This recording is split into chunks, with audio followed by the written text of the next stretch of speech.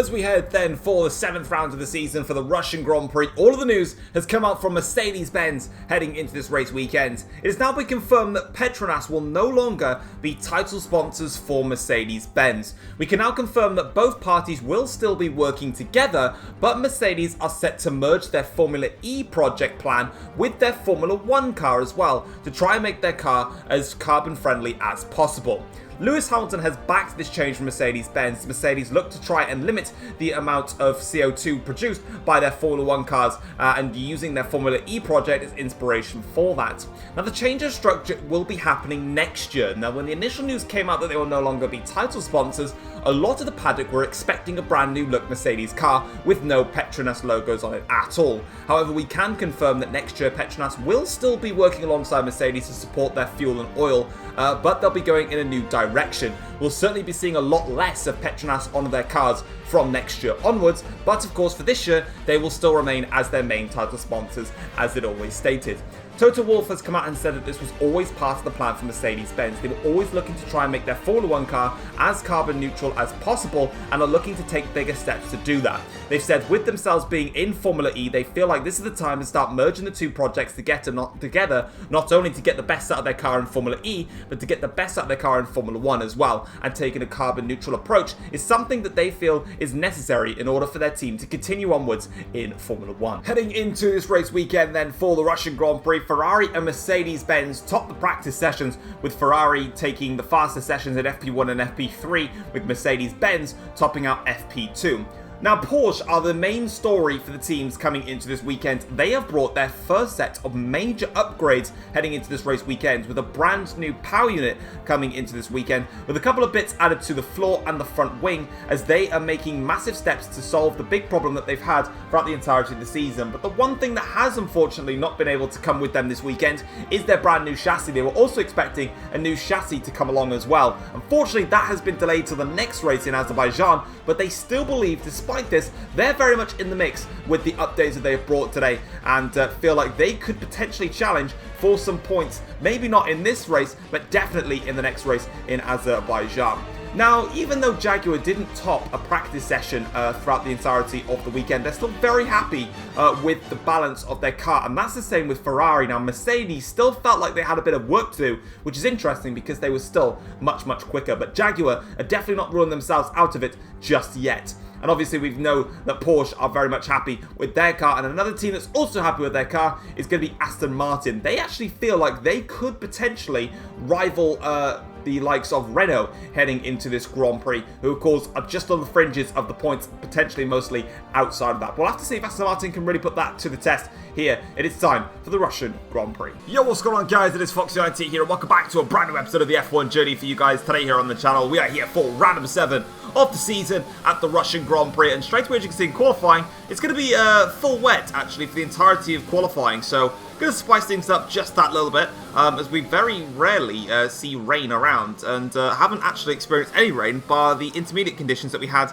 at the Canadian Grand Prix for qualifying. So this will be quite interesting. So our first lap was a 1:37.919, which was pretty mediocre, to be honest. On our next lap then, I actually went and did a cool down lap and then to let Sam through so he could set his flying lap.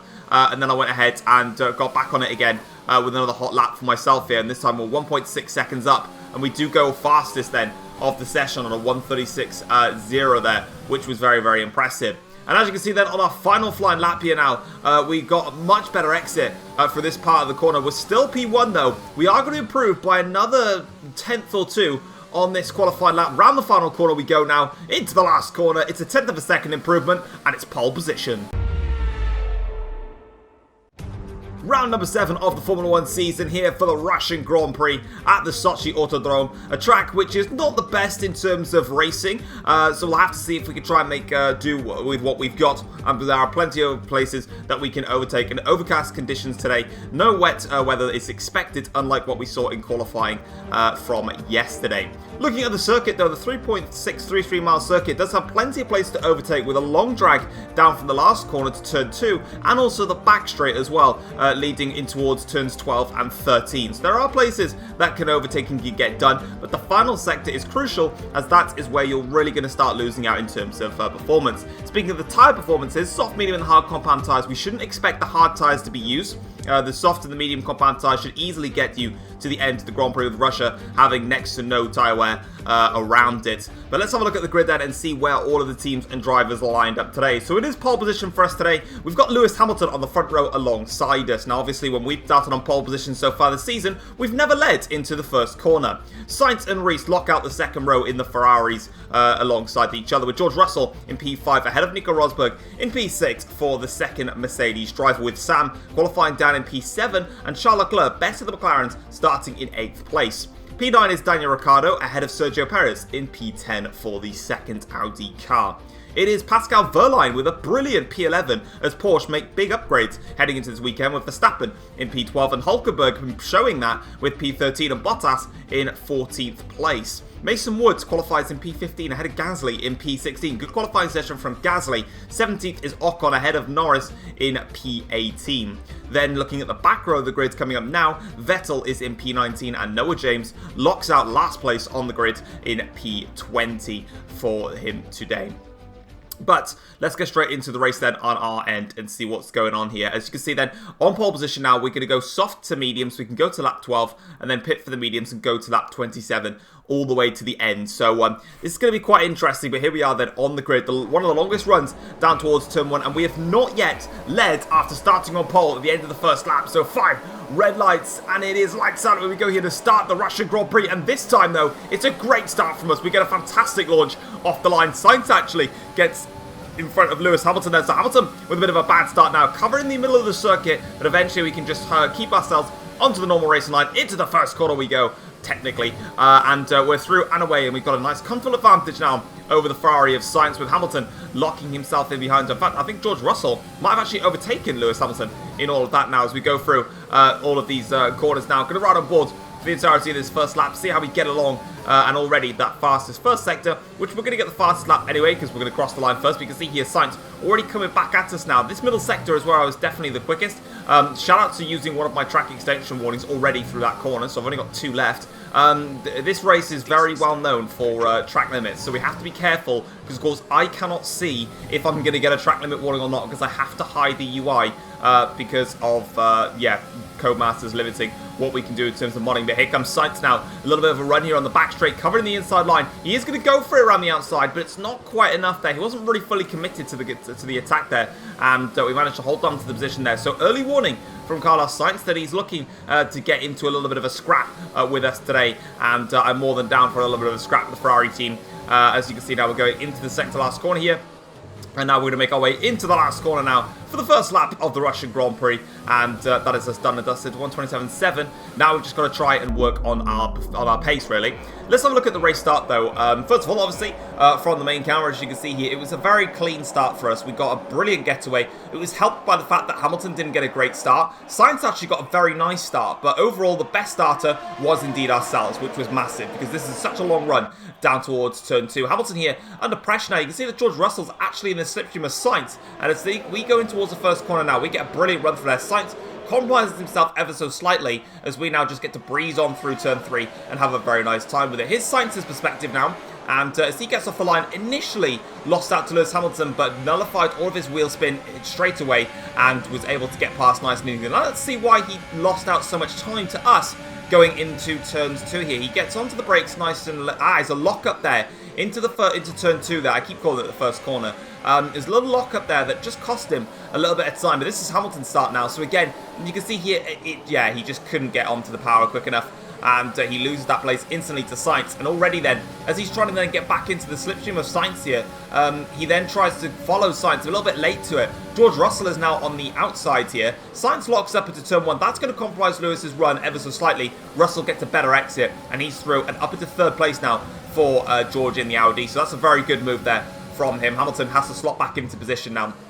As we go on to lap 3 of the Grand Prix here, we're still in the lead of the Grand Prix, but I cannot pull away from the guys behind. Of course, Russia is a slipstream train here. Now Sainz has got that DRS. He's going to go in towards my slipstream now. Go to the outside of turn 2. He's going to brake a little bit earlier than we do, so we can brake out a little bit later, and we can secure the position there. Sainz has to wait a little bit longer for another attack. That's the first warning sign that we've got that Sainz is ready to really get onto our tail and really put us under pressure now as we go through in towards the back straight now. Going to be using a little bit of overtake. Exactly. Putting on the rich fuel mixture as well. Stopping Sainz from coming anywhere near us now as we ditch off the overtake button now. Sainz gets a great run though with the slipstream, but he actually backs out of it ever so slightly there. So fair enough to Sainz there as he backs out. They get a little bit of a bump and a second bump there, and we've gone round then. So we've spun at the hairpin, trying not to break my front wing there, and that's a virtual safety car to go with it. But Sainz there just went straight into the side of us. We'll have to get a replay of that though and have a little look here, but I now have to lose the position to the McLaren there. But we've dropped to P7, which isn't as bad as I thought it would be considering everyone was bunched up there, but we did get a whack there from Sainz, and this is what happened then. So on board with Sainz here, he's backed out of it at this point here. He then drives into the back of me once and then twice, just goes straight into my rear there and just completely spins me around. That's absolutely nothing to do with me. That is Sainz just going straight into the back of me, and yeah, I don't know what he was doing. Like, he literally just tagged me once and then decides to just go into me again. It's like Fiat in 2016 on Vettel. This was Sam's perspective, so I got spun round here, and then annoyingly for Sam, he just got caught up in the melee, and everyone was just passing him, and everyone was ghosting, and some people broke their front wings. I think Rosberg broke his front wing.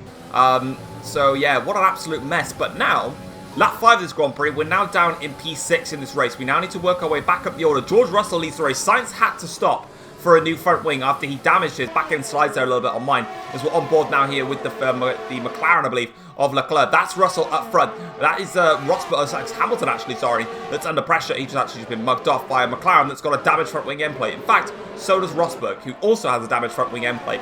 Those Williams cars bring step 1 of their big upgrades to this event here in Russia, and it's proving quite nice because here goes Pascal Wehrlein now down the inside here on Nico Rosberg, and he makes the move just about stick, but he's still got to hang on in there because Rosberg has still got the position. But round the outside now of turn 3, we should see Wehrlein have more grip here because Rosberg has that damage in his front wing. He'll brake a little bit later going into turn 4, and that's the move done on his behalf, and he is through now up into, I believe that's 3rd now for Porsche. That's a great result it could be for them if they can make that work for them.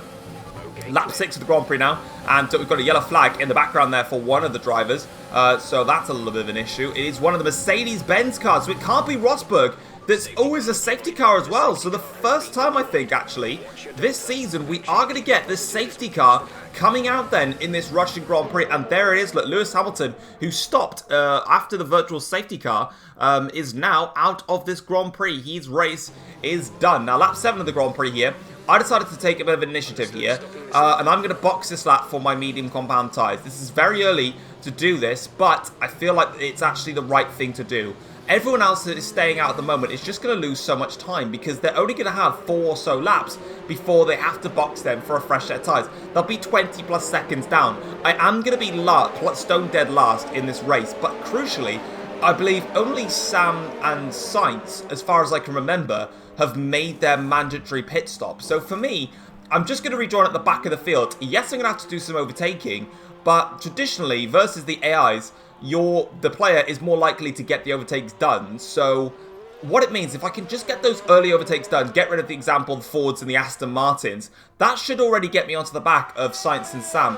I can just follow them along and try and work my way back into this race. Because of course, you know, we're having another one of these Grand Prix. I swear, starting on pole position is the curse for me, because every time I've started on pole, I haven't won it. In Bahrain, I had front wing damage and just finished in like P9.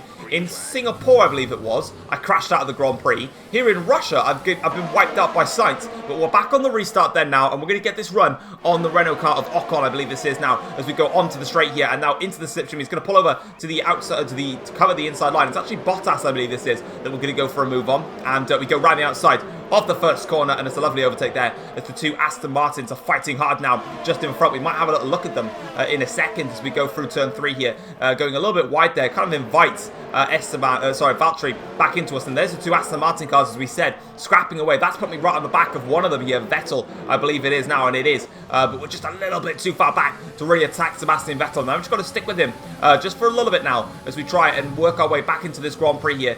Quicker in the middle sector, the Vettel, crucially, on the hard compound tyres. I'm going to take a gamble here. I'm stretching these medium compound tyres to the end of the race, which is a little bit of a gamble, but with the tyre wear so limited around here, there's no need to stop again, really. And as you can see here comes the straight line speed that we've got in this Audi. Actually, had to put back on my ERS here because I was actually getting pulled away. Or Vettel, sorry, was pulling away from me as we go very wide. We go nice and late down the brakes here. And Sainz, if you're watching, that's how you make an overtake, okay, down into turn 13. Not the way that you did it.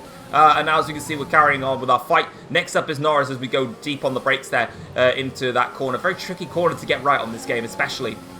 And now we're going to get the car into rich fuel mixture because we've got a lot of fuel now to burn in this phase of the races. We've saved a lot under the virtual safety car and also under the full course safety car. But now here we get a very nice run on the exit of the last corner, and now we can have a nice blast down towards the straight there. And crucially, you just saw that then, is we're going to overtake the Aston Martin now of Norris. Look who's the next man up the road. It's Sam. So we've cleared the traffic very quickly. Now we're right on the back of our teammate. So from my perspective, it was worth it because now all we've got to do is just close what looks to be about a 2.5 second gap to Sam, while the rest of the teams are now going to be scrapping away. And here they are then. So we're on board now with one of the Ferrari cars. I think it's Reese, although I could be wrong. Very hard for me to notice because they've just breezed past in an instant. So good luck to me in edit trying to work out who that was, put a lower third graphic in. Probably just going to ignore it.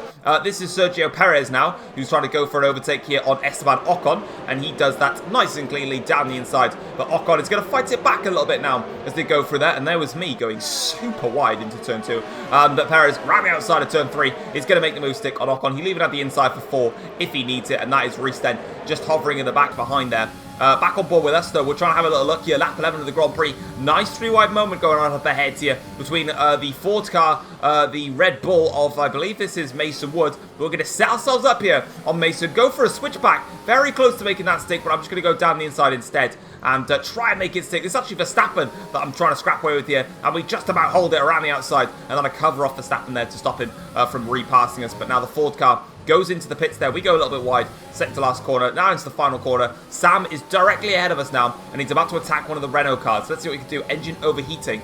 So I need to be careful of what I'm using with my fuel mixtures because I'm stuck in the slipstream of all of these cars now. So we've got 2 overtakes going on in simultaneous fashion. We've got Sainz go down the inside of one of the Ford cars. We've got Sam go down the inside of one of the Renault cars there. And then we've got me literally in the background just having a little nose at all of this now as Sam swoops around the outside of turn 3. He'll have a better run than Ocon will into turn 4. And he does make it stick there. Lock up though from Sam and also from Ocon. We're now in the right in the mix of it all as we go really, really wide once again. Literally just exploiting every limit of track that we can. And now we're alongside Ocon in this middle sector. This will be a great move if we can make it stick. I'll go nice and wide here to give me a better run through here. And we just make it stick on Ocon. Great overtake there. Next up the road is going to be the Ferrari of Sainz. Crucially, didn't actually make that overtake stick, even though he went down the inside into turn 1. So that was weird there.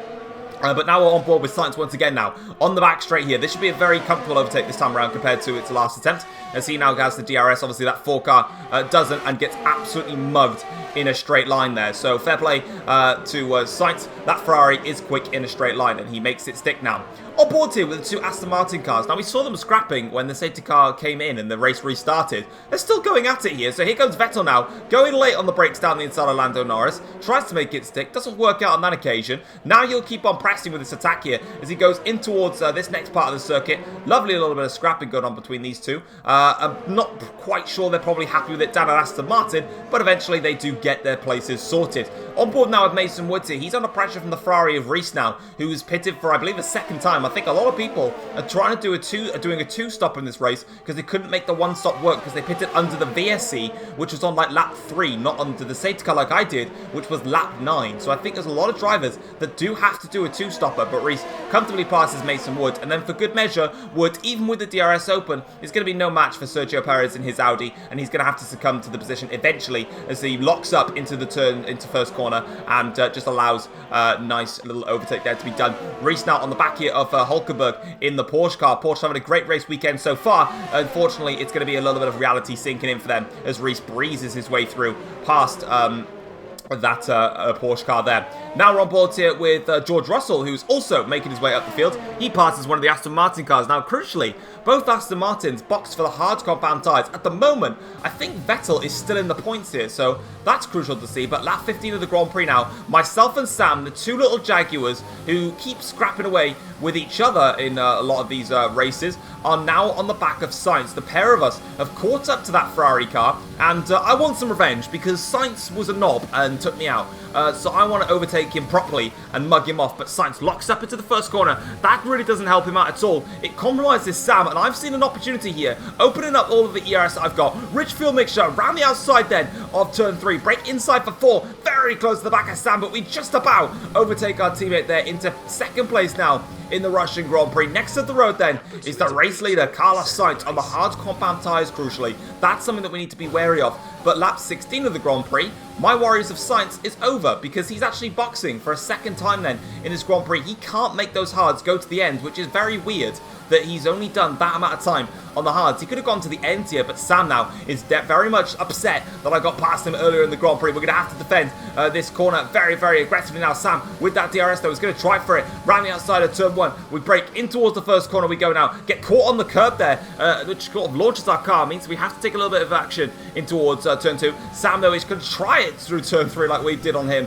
but we've got that covered off. And now in towards turn 4, we can escape. Lap 19 of the Grand Prix. Sam coming back at us now as we go again defensive into the second corner now. Sam is once again coming at us. Here comes that DRS now, but this time around we're just going to cover the middle of the circuit this time around, and we should be all right there. And we are. Sam having a little look, but he's not close enough to make that attack work now as we go on board here with the Aston Martin car of Vettel, who's defending very aggressively there against Daniel Ricciardo. Vettel doing a very nice job here, actually. Fair play to Sebastian. He's not going to let Daniel Ricciardo get away with this one too easily. And as they swoop round now towards turn 4, Ricciardo goes down the inside of Vettel and he makes the move stick there. But credit to Seb for defending as hard as he could there in the Aston Martin. And now we've got an inter-team battle here between the two Ferraris. Now, of course, Sainz pitted for a second time in this Grand Prix, and he is now through and passes Reese, and now he's going to get onto the back of the Aston Martin. This is Sainz's little charge story that we've got going on here. He obviously pitted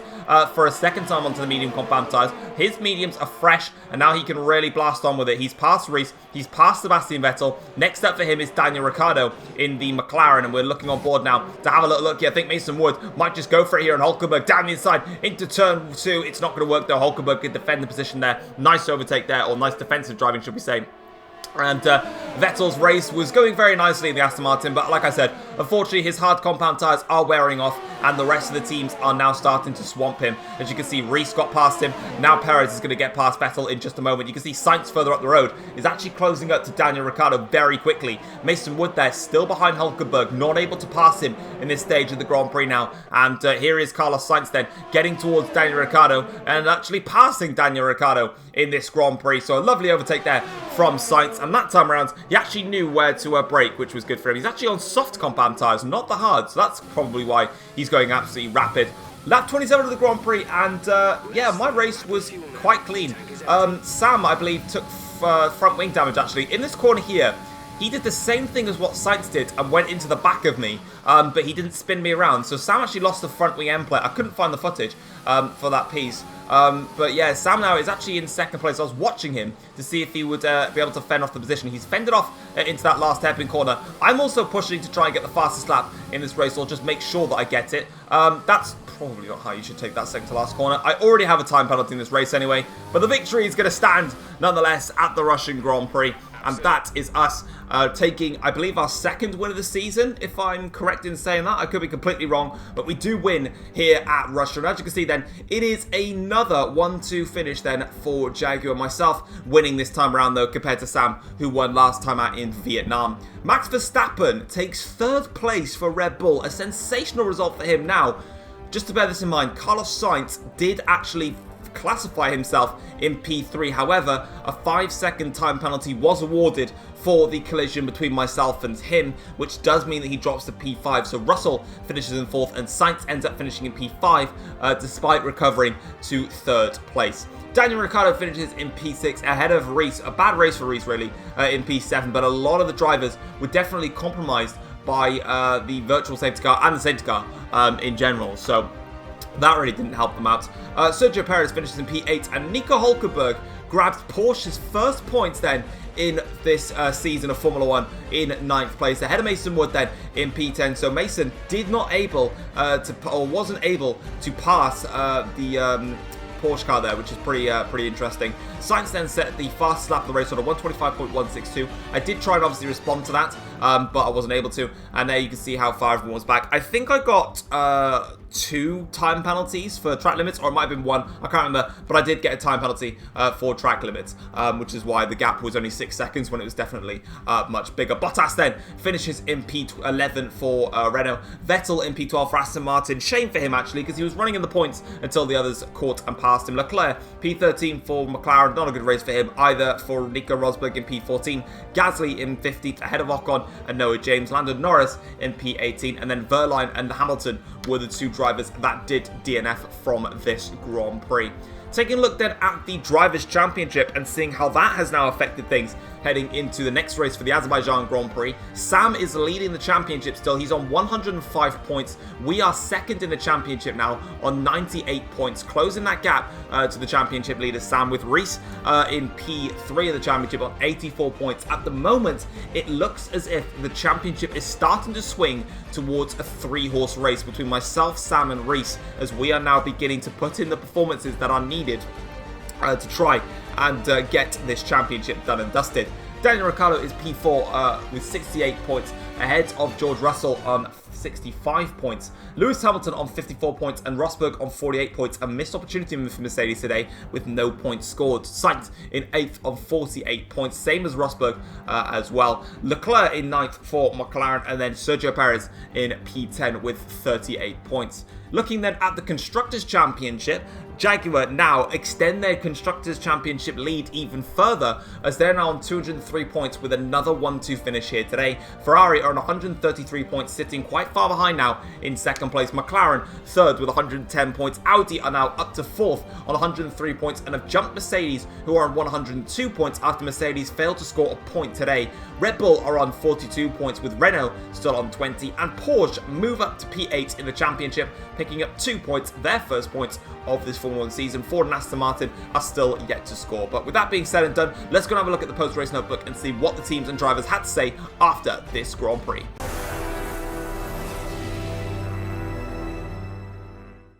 So let's have a look then at the post-race notebook and see what the teams and drivers had to say after this race. So Tom fought back after his crash with Sainz earlier in the Grand Prix to take his 2nd race victory of the season, and Jaguar, despite both cars taking damage, managed to get their 2nd 1-2 in a row here in Russia. Nico Hulkenberg was delighted to grab Porsche's first points of the season and admitted that the first stage of upgrades that Porsche brought were absolutely amazing, and he can't wait for the next set of upgrades to be put onto the car. Reese was very upset with Ferrari's strategy in the race, as he felt he was compromised under the VSC and the safety car when calling their strategy, and he felt like he could have done more, especially in the latter phases of the Grand Prix. And Tom has called out Carlos Sainz over his reckless outburst on circuit, which led to Sainz taking out Tom and leading to them spinning around and causing that virtual safety car. Tom says that Sainz's move was absolutely outrageous and that a 5-second time penalty was extremely light for Sainz in the end. But that is it then for the Russian Grand Prix. Next time around, we're heading over to Azerbaijan for the race over at Baku. Hopefully we can see you guys then. Until then, I'll see you next time. Take care all. Peace.